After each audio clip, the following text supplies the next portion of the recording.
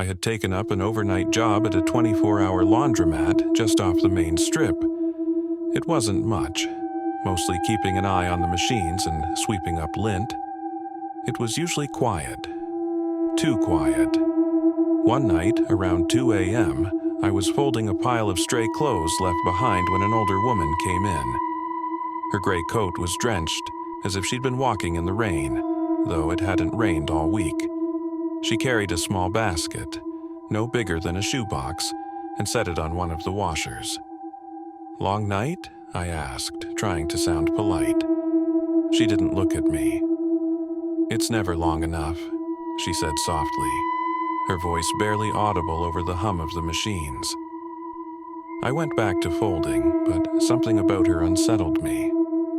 She stood there, staring at the washer as if waiting for it to start on its own. "You need quarters for that," I offered after a while, hoping to break the tension. She finally turned to look at me, her face pale and gaunt, her eyes too dark for the dim light. "I don't have any. Can you help me?" I hesitated. Something about her tone. It wasn't pleading. It was expectant, like she already knew I'd say yes. Against my better judgment, I dug into my pocket and handed her a couple of quarters.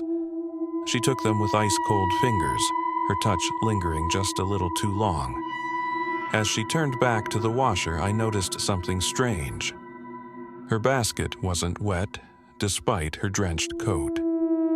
I decided not to say anything and went back to sweeping. But when I looked up again, she was gone. The washer was running, but the lid was open and the basket sat empty on the floor. That's when I heard it, a faint, wet thudding coming from inside the machine. I stepped closer, my heart racing. The washer rocked slightly as if something heavy was inside. Against every instinct, I peered inside. It was empty. But when I looked up, the reflection in the glass door wasn't mine. It was her. She was standing right behind me. "Thank you," she whispered. "You've let me in." The lights flickered, and by the time they stabilized, she was gone. But the door to the laundromat was wide open, and the cold night air smelled faintly of rain.